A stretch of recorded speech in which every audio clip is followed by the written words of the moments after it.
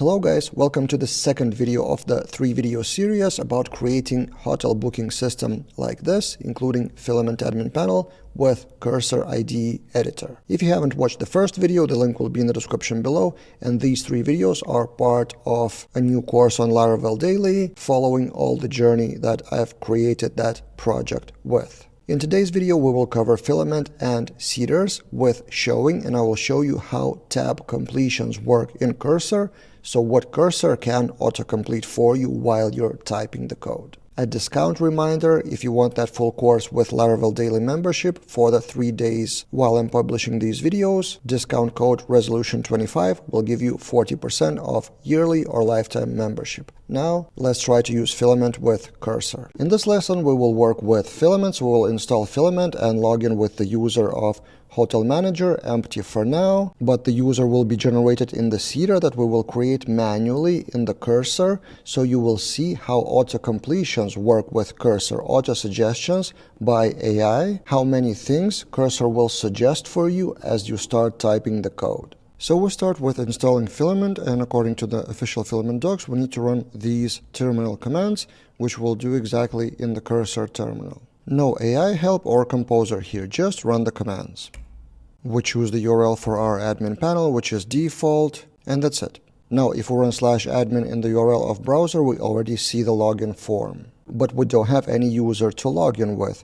Remember, Cursor deleted the part of that user seeder from default Laravel. So let's fill that in with real user we want to create. So let's open that user seeder, and by the way, Cursor has a very convenient shortcut, Command P, to search by file name showing the latest one. So we need database seeder here, and as you can see, there is no user seeder. So let's actually create that seeder with terminal again. No AI help needed here, PHP artisan make seeder, user seeder, good. Close the terminal and open that user seeder. And now let's start actually writing code for the first time in this course. In here, I just need to create the user. Again, I don't need AI help, but I will get some help with auto-completing. So I want to create a simple user with some email like manager@hotel.com or something like that, and let's do exactly that.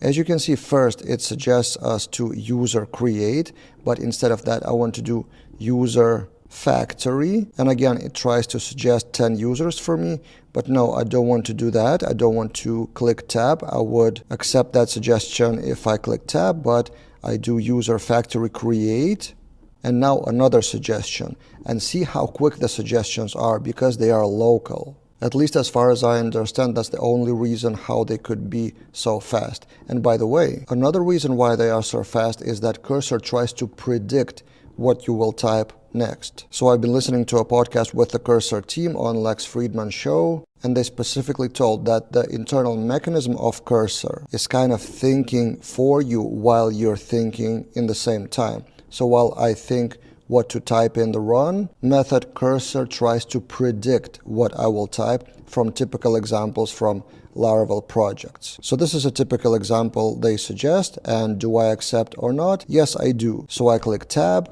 and this is what I get, but I will change a few things here. And every time along the way, I will get suggestions. So I want to change the name to Hotel Manager, and as you can see, it is suggesting that. So sometimes those predictions and suggestions are scary accurate.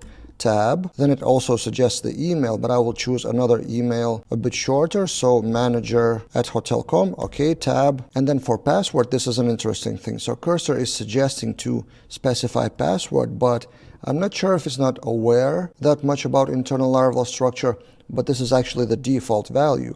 If we don't specify anything, the password will still be password because it's in the default user factory. So this is the default workflow while typing the code with Cursor. You will get a lot of auto suggestions, and then it's your choice whether to just click tab or click tab and then edit stuff, or just click escape and reject the suggestion. By the way, the pricing of those completions, they are not free, or they're limited free. On the pricing page of Cursor, you can see there are 2,000 such completions in the free plan.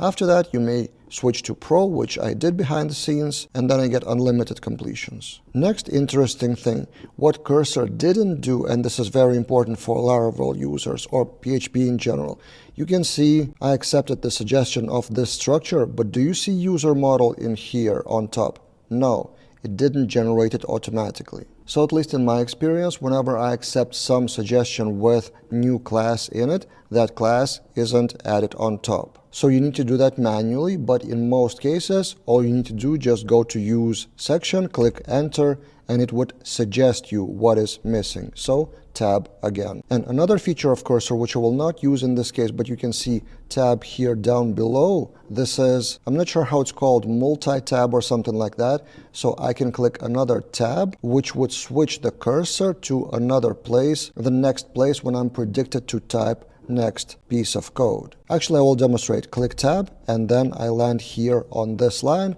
with another auto-suggestion. So the whole idea of Cursor is to maximize the amount of clicking tabs. So you start typing something, Cursor suggests you something, you accept, then it suggests you to click tab to land somewhere else with another suggestion, and then tab, tab, tab for as long as possible until you reject some suggestion. But in this case, I will just click Escape.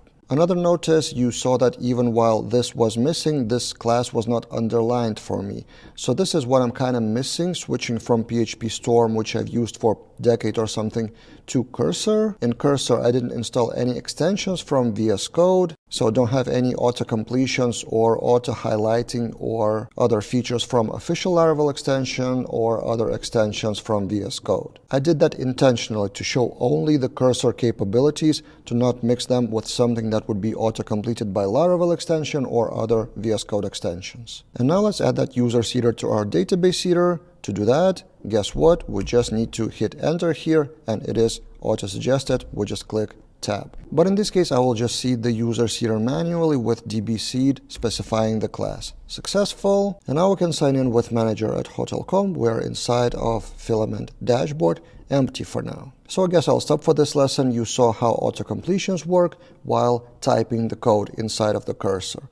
We installed Filament, and in the next lesson, we will generate Filament resources with Terminal or with Cursor Composer. What is better?